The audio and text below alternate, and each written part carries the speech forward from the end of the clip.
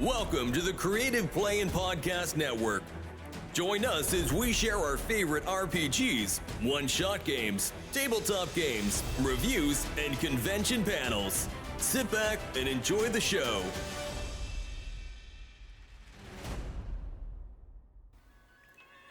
Hi, this is Kelly, aka Trixie from Ragnarok and Roll, assigned to Ragnarok Story, and Tilda Wimblewick from D&D Journey of the 5th Edition.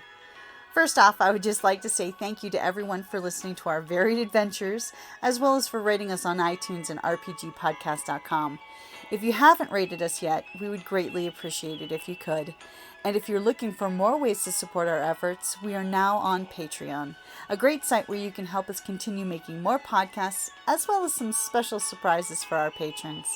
If you can, please look us up at www.patreon.com/cppn. Every little bit helps. And again, thank you for listening. Since you mentioned that, I'm just going to go ahead with the shameless plug right away and say that we do have a group on Facebook if you're interested in following our cosplay journey. It's called the A.S.G.A.R.Dians, but it does have a bunch of different chat rooms which include disability resources. So we post links to interesting articles about history. Anybody can post to that chat, so if you find things that you think are interesting for that, feel free to share on there, and we're more than happy to go about it in that way. But we'll make sure that all of those resources that we talk about today are going to be posted there. Can I just add that they've done a very good job of fostering an amazing community online through the A.S.G.A.R.Dians, that of some of the most nice, uplifting people. The disability resources is actually, if you do post in there, post like you're having a problem, you will get people there with resources to help you and to actually be right there with you, saying, hey, I'm here for you, I got you, and and will help you through it. It's an amazing, amazing group of people, an amazing community. So if you're thinking about it, please join it, because it's worth it. Oh, I think I'm going to have I was literally just serious for a second. I said that. But it's keeps me from overheating. It's true though, our goal, more than anything with doing these panels, is to let people know, hey, we have a community that can be very supportive or very educational or both, or whatever you need it to be at the time that you need it. And we just want to encourage people to be creative, and we want to be there for people in any way that we can. And let me be clear for that chat room as well, that does not, it is not specifically just physical, it's also mental. You in the neurospicy team, you in the ADHD, any other mental things, you're also 100% welcome. We have a lot of, pretty much a very big variety of everyone. A huge variety, and the goal is to be all inclusive. So it is for all disabilities, both visible and invisible. Yes. Because every single one of them is valid. Now, this is about specifically disabilities in the Victorian era. Yes. You've got the wonderful link. You start. I hate you a little bit. I know. So, what we've noticed more than anything about the Victorian era specifically is leading up to the Victorian era, there wasn't a lot of room for people with disabilities. Different cultures handled it differently, and we can all safely say now, in a world where we have technology and we have the ability to use our brains in a way that they couldn't in the past because they were just busy surviving, is that we can nurture everybody no matter the condition. So in those ages past, there just wasn't room for that. They didn't generally survive. So there's not a lot of history leading up to the Victorian era about people with disabilities other than how they were handled. And unfortunately, we're going to be going more into the depressing facts, but specifically, and we did find this out recently, Egypt specifically actually worshipped those with disabilities, and they viewed them as a gift from God. So that is fascinating. That is something that we're going to be starting to explore as well. We're going to be doing a panel on disabilities in ancient Egypt because the evidence shows that they believed those people were either touched by the gods or were sent by the gods. Something like that. And they were revered. And they even had prosthetics back then. Well, they had prosthetics for the Victorian era as well. Yeah, absolutely. We'll get into that as well. For the Victorian era specifically, what we noticed is that both positive and negative. There was a shift in the paradigm of how people saw, those of us with disabilities, be both visible and invisible. More than anything, it became, and this is the unfortunate part, but it was a shift that started leading us in the right direction. If I may be so bold as to say so, but that shift was not, tuck them away and let them be swept under the rug and let nature take its course, so to speak. I find a nice way to say it. It was more of a. It was more so be useful to society or die. She won't say it. I will. Yeah, basically. In the Victorian time, especially with the Industrial Revolution, it became a shift from you're not useful, you shouldn't stay in society, to, oh look, you're ugly, I would like to pity you now. And that shift was more of a... Not even pity, actually, as much as pay you, because specifically in the Victorian era, there were a lot of circuses and freak shows back then, and if you had a disability, you kind of went one way, or you were poor and you weren't able to pay for things, or you went another way where you were being paid as a jester, you were in a freak show, you were being paid for how you looked, were different in society, which there's a lot of things that are fundamentally wrong with that, but people are trying to make advantage the best they could. Yeah, it was less of a, if you're not useful to society, you go away now, and more of a, we can make a spectacle of this, or we can show people that we are good humans because we're putting them in an environment all by themselves. So it was plucking them from society in some cases and actually putting them in group homes that usually weren't easily gotten to or easily seen. So it was the beautification of society, but it was also we're going to take care of you for your whole life. That is the part that was the paradigm shift that started changing the course of how we saw disabilities. A big part of that too was war. Yes. And specifically the turn of the Victorian era, disabilities weren't able to be swept aside because after the First World War, veterans were starting to come back, and the governments and people that were in charge were kind of like, okay, these are the people that fought for us, we need to start making steps in order to make it to where they can at least function in society again. That sometimes did not work out. A lot of the time. Because so if you've seen the Victorian era and the artistic nature of the Victoria era, and it's very, very gorgeous and everything else, that doesn't need to be on prosthetics or surgical items when doing surgery. The reason why is because of bacteria. So during the Victorian era, when they were ordering prosthetics and doing surgeries, they had the tools that they were using was not susceptible and usable for, my words just bugged me, I'm so sorry. It wasn't usable, and so infection grew and people died. There was no sterilization. There you go. Thank you. They were starting it. there we go. Yes, They were starting it, yes. Interesting fact. But that was when they were starting to do solid blades. Yeah. Thank you. There are surgical tools and doctor's tools from that era that have, if you look at them, they have this gorgeous ornate etching on it. Completely gorgeous. Completely gorgeous. Completely full of aesthetics. bacteria. That stuff, even if they did rudimentary, sterilization of those tools, bacteria was stuck in those etchings. And that in turn caused a lot of the exact same thing that infection would cause to amputation or deformation or in a lot of cases death.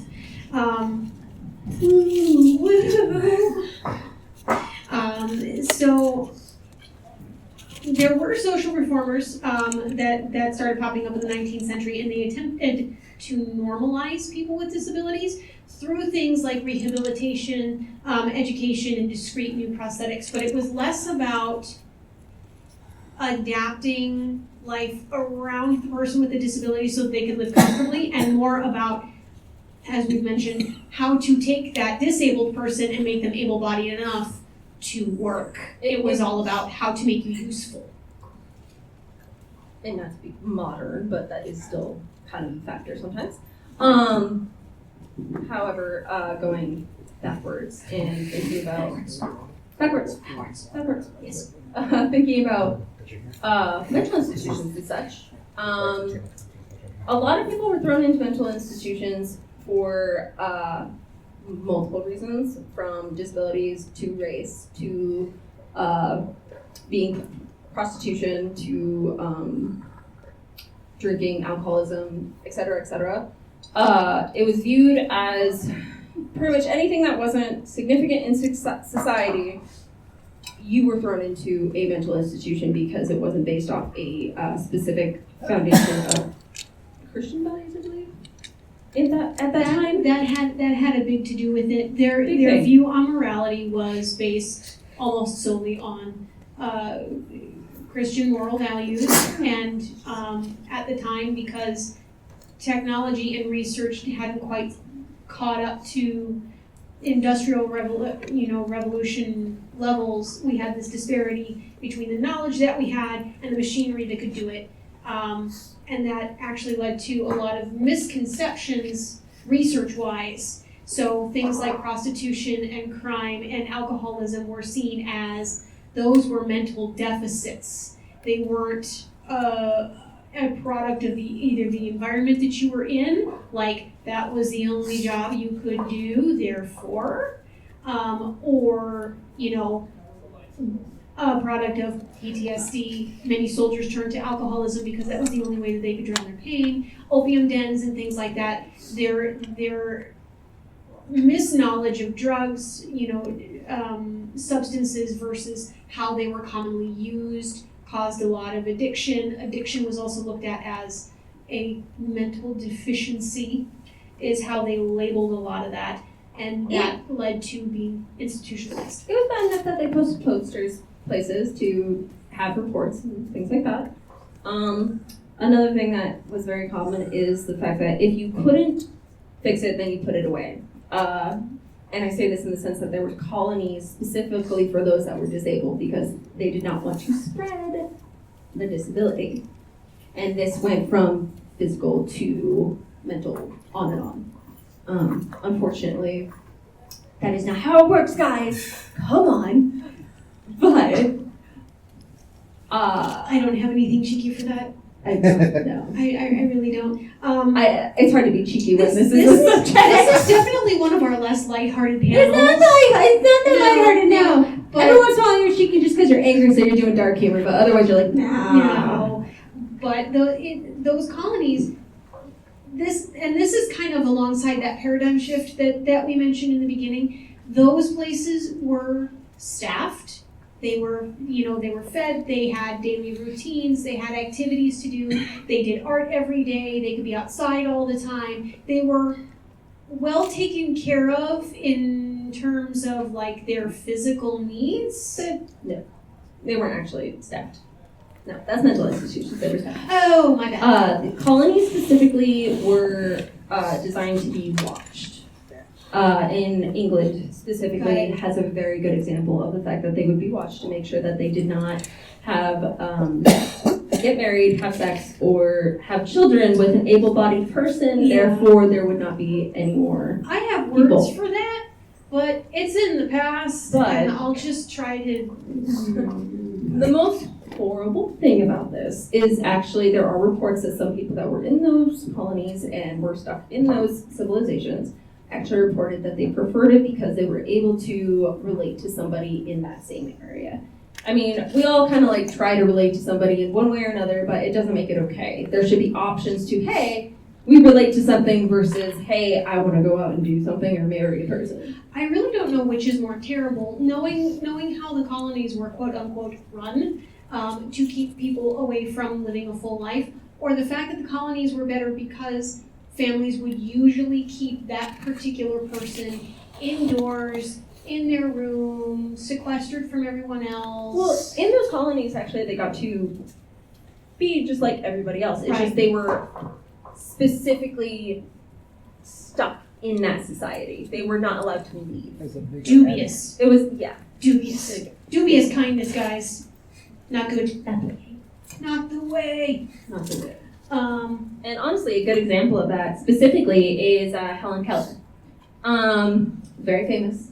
I really hope you guys know about her. Blind, deaf, very famous. Wow, there went that. there it went again. Cool, that's gonna be a fix. Oh yeah. Upgrade. Yay! Okay, sorry. Wrong panel.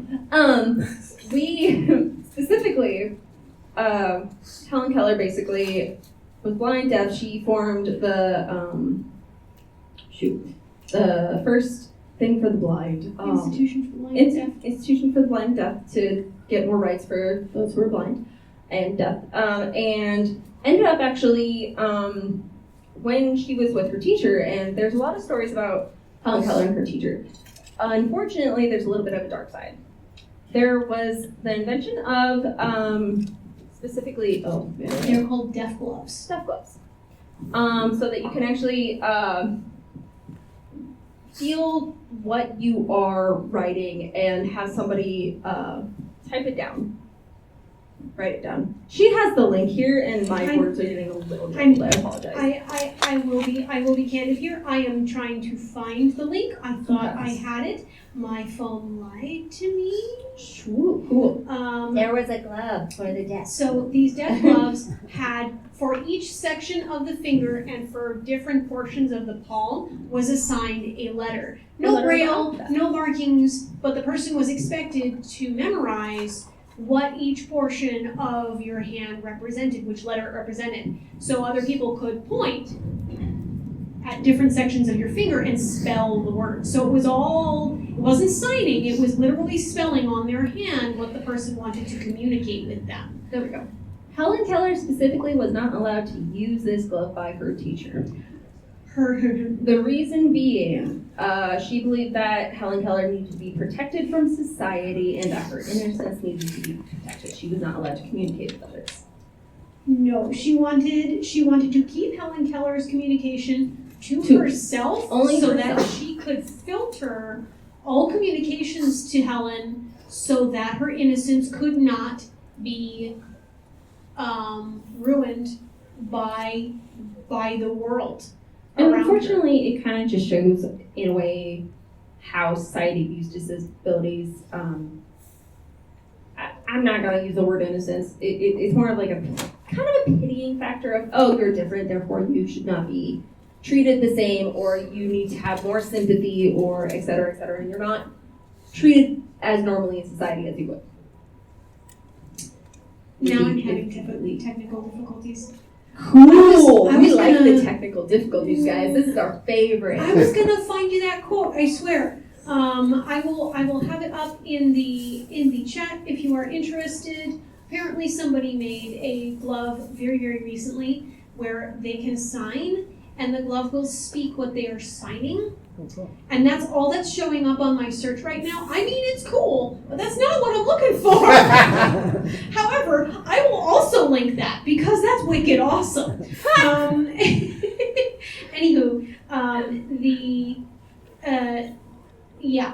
Helen Keller's teacher specifically just wanted to keep her sequestered from the world as a form of control. And as we all know, Helen Keller was a beast when it came to human rights. We love it. And she was so eloquent, with her words and with her bravery and everything that she did.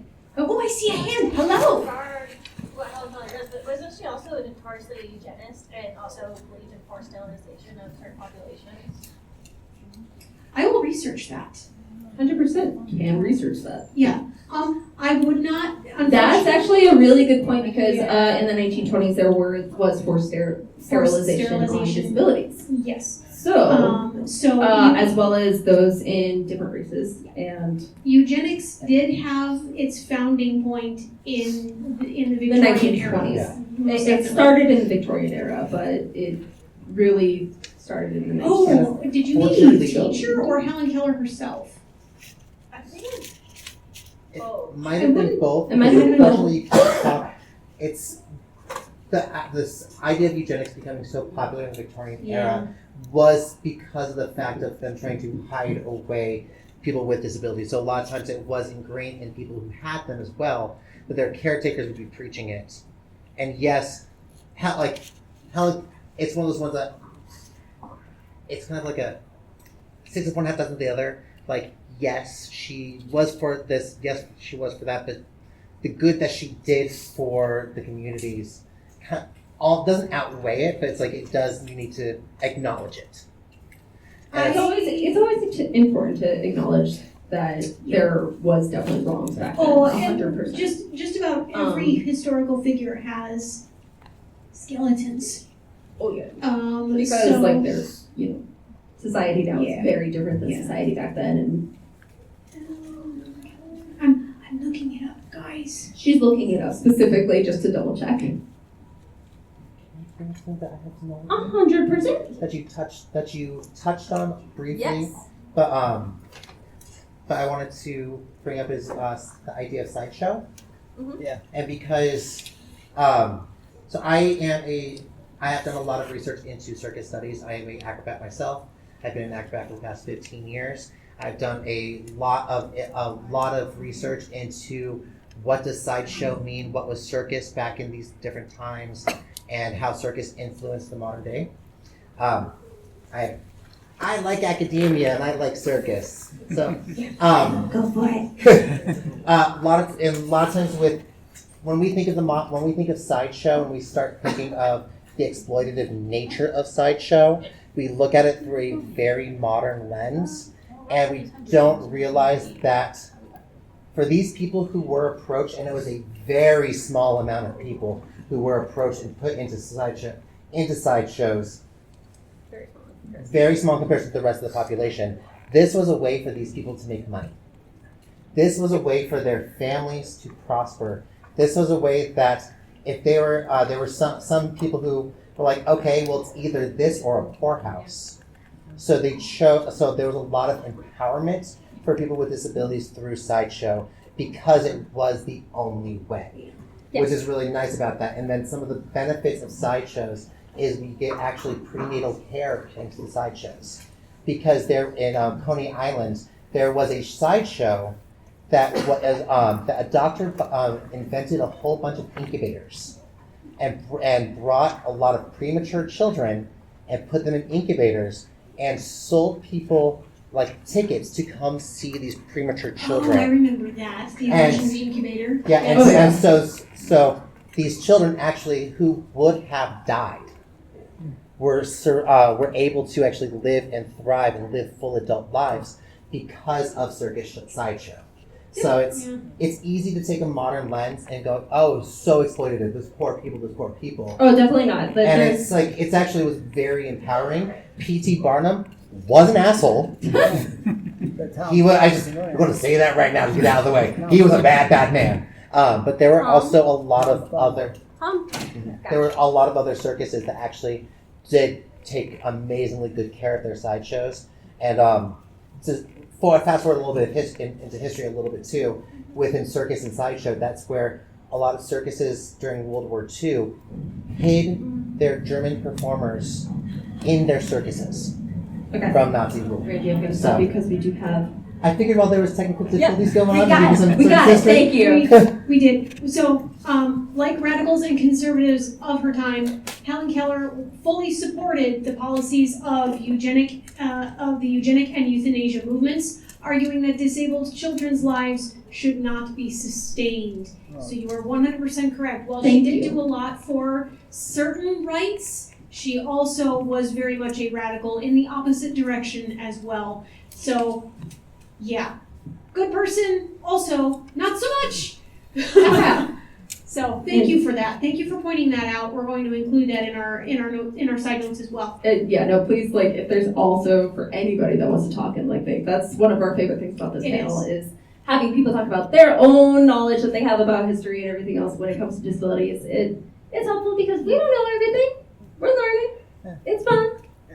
I mean, okay, fun's a horrible word. I'm sorry.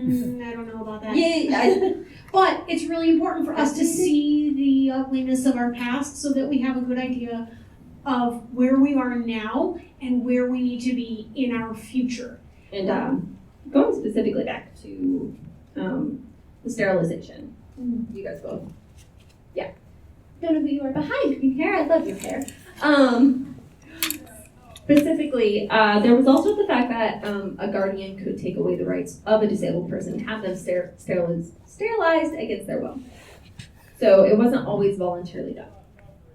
I want to put a little tidbit out there. So it was like a mixed bag of what was going on underneath. And California specifically had the most euthanizations, and it actually, unfortunately, influenced Germany to start their euthanasia program. Eugenic program. Yeah. Eugenics. And that leads us kind of like. And we're gonna go backwards instead because like that gets way up. But I do want to add that little tidbit that they specifically quote that California did influence their choices. Yeah. So, but for as much as we're looking at the Victorian era and saying, okay, these were things that led to good paradigm shifts, there's even throughout today, which is why we're still, which is why we feel our community is so important. We're still very much fighting, that worse outlook of you're not contributing to society. Why should you be cared for? Or how can we help you? How can we support you to live a full, and meaningful life? Hello. Nap time, everybody! We have a good 20 minutes, so. Hey, we know where the light switches Are we are. back? Oh, and we can enter. No, you're totally fine. Those dragons in their dark lairs. What? Those dragons in their dark lairs. I guess so. Sorry. Yeah, she has a lot of dark colored layers. You're absolutely fine. I was just like, is there a storm outside right now, guys? Power out. The resident dragon causing chaos by accident. We like the smog. The smog's good. But yeah, this panel more than anything is to help everybody kind of learn what was going on in the Victorian era. About what started then, which was very severe, to where there still needs to be changes now. Yeah. And things still need to be done now to fix, basically.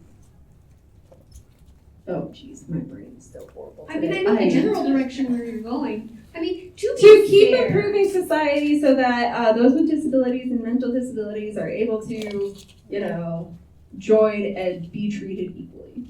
Yeah. I think I got it, guys. You got it. I think you got it. I swear I was going somewhere. I promise. So you actually talked about sideshows, which is a big part of the Victorian era. Here's something. Ugly clips. Ugly clubs, and ugly laws in the Victorian era. The Victorian era actually had laws where ugly people could not be present on the main streets. There were areas that you could go, but you were not allowed on the main streets. And of course, you have rich people with ugly kids, right? And so they formed ugly clubs. And it was mostly, rich, posh people with unsightly big noses or weak chins or, not the form of beauty at the time, which ironically enough, their idea of beauty was death. Death. Ultimate. If you looked close to death, you were gorgeous. Nobody wanted a tan. They wanted to see your veins. Snake in the face paint. Right? But, so, Clubs, the royal family. Something royal The family. one surviving ugly club is the royal family. oh, so. Now we're getting in the Just drawers, gonna humor, guys. Go forward. Keep going. Go. So these ugly clubs were actually, they wanted to be kind of like the Diogenes Club, where they were, you know, they were all high society men, no women, no people who weren't in high society, who kind of built up these hierarchies. So whoever could basically puff up the chest the most. So the one who was the most verbose, the one who was the most vivacious, the one who could talk everybody else down was the leader of the club. And they wanted to make political decisions. The unfortunate part about that, because they were in families of higher standing, so they felt they should be able to make these political decisions. Yes. The unfortunate part about that is a lot of them were temperamental at best. Oh boy. They were a mixture of spoiled and that slim sliver of disabled where they were kind of laughed at. So they ended up being just a laughing stock all the time. Whenever they tried to do something of any sort of political standing, it got in the papers in the worst possible way. So basically, it just kind of fell through and nothing changed with that specific. Everybody just kind of laughed at them. Yeah. So it's like, okay, so you created this ugly club for your spoiled selves. Cool. Now you want to make, decisions and you want to make movements. Cool. And now you're being laughed at. So many emotions. So many emotions. Your emotions or their emotions? Are you going to talk about Bedlam? When the popular thing was the tour of the crazies? And I did not for know a of little this. bit more funny, We you can watch haven't- them fight. We haven't come across that in our research yet. Yeah. As Would soon- you like to come here and talk because nobody can hear you? No, you just repeat what I said. I'll bring it up. Bedlam Okay, so there's Bedlam. there's a The term crazies that I'm going to look tour. up. Apparently, Also, this is the last 10 to 20 minutes. We advise everybody to get their own information because it is a learning thing. So if you guys have anything you would like to say, please raise your hand. Please let us feel know. free. Last 15. That's right. Yeah, I chat. Thank you. What's the name for Bedlam? Huh? I'm trying to think the right name for Bedlam. Right name for Bedlam. It was an asylum. Oh. Bethlehem Okay. Hospital in Bethlehem. Bethlehem. I think. Because we only have one phone right now instead of our tablet usually, this is all like, hey, let's look this up while this is going horribly.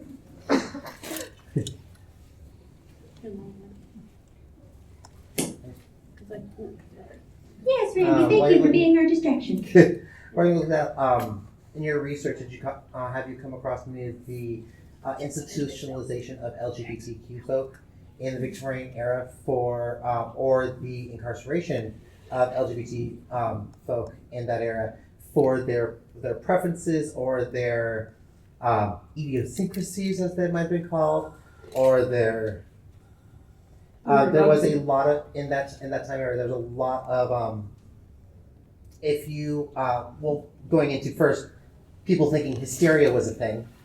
Yep. And a lot of times if women were too unruly, See, prostitution. you had a wandering uterus.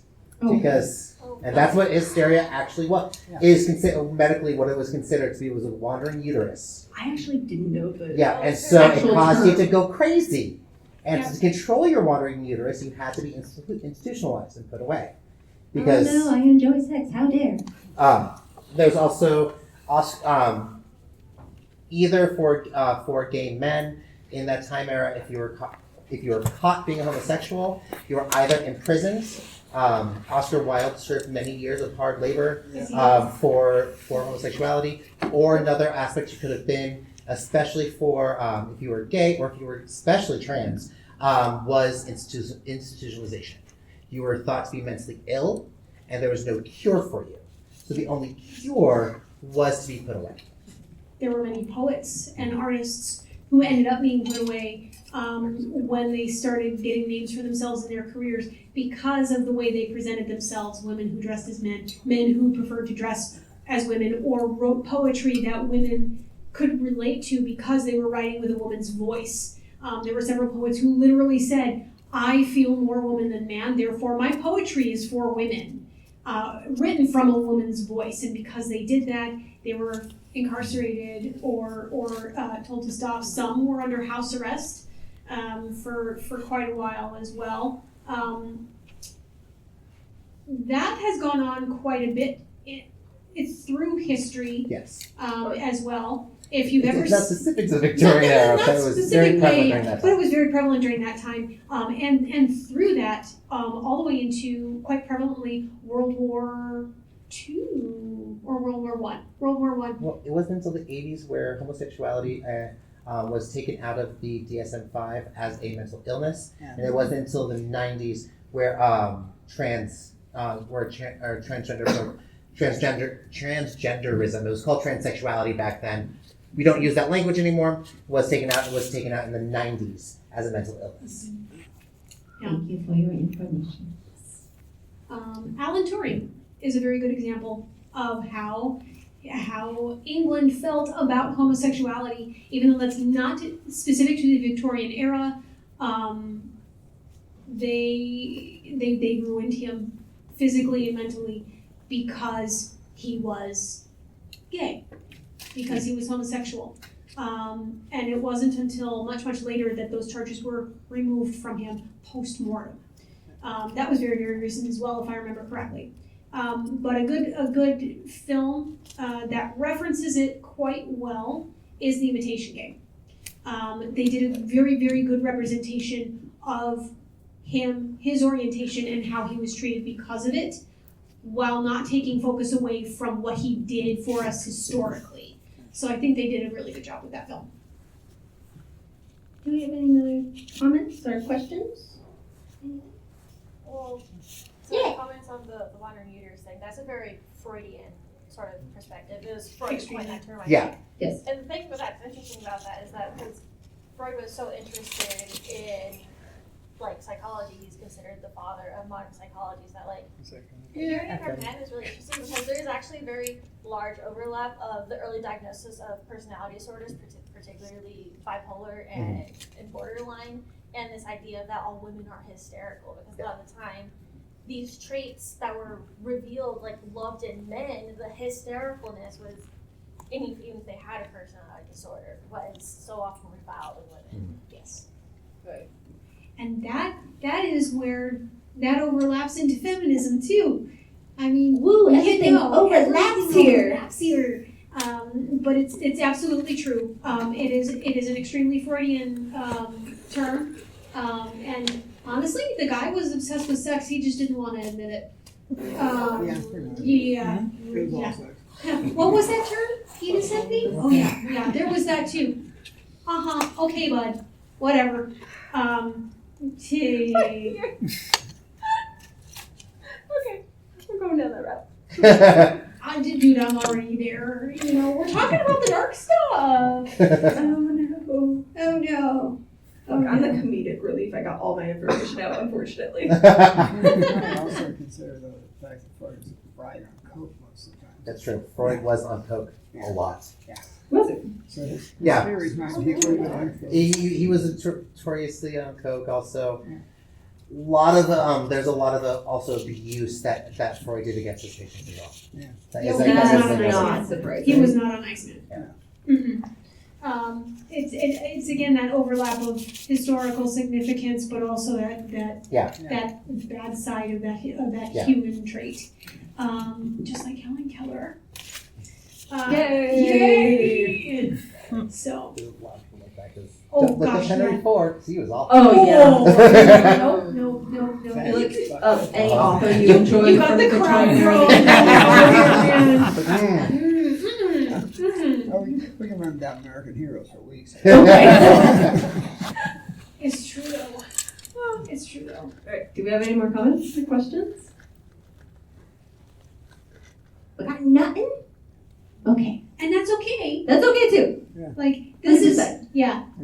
Studying disabilities in the Victorian era is kind of massive compared It's very to massive. So any period of history beforehand. this is why we So it's a lot to cover. There's probably going to be multiple panels on multiple different probably stuff at some point in the future. Right now, we're doing generalization as well as like having wonderful audience members. I'm trying to point at you and her, but like, we will get more information that we can like note down and be like, hey, next time we can say this as well as do our own research during the panels, because we do have people who will like ask questions and we'll be able to look them up and hey, research for you while you're here. Yes. So Absolutely. So and we're just working with the resources that we can get to. divided because actually, there we go. That reminded me with sterilization in the 1920s. It's actually perceived that there was many more sterilizations because a lot of those files were locked down after it happened. So they are not sure how many people were actually sterilized. That's kind of like a public dark secret kind of thing, where they know that there's a bunch of files that are locked down and they won't release them. But it's known that they've locked a bunch of them down. So we know that the numbers that we have are somewhat inaccurate. And there's the etymology of who they sterilized. Yeah, it goes pretty much if you weren't a white cis male who was probably in the medium class / higher class, you had a chance of being sterilized. Yeah. Huzzah! That was great timing. Again, I have words, but They're we're not technically appropriate right absolutely here. not allowed right now. I hear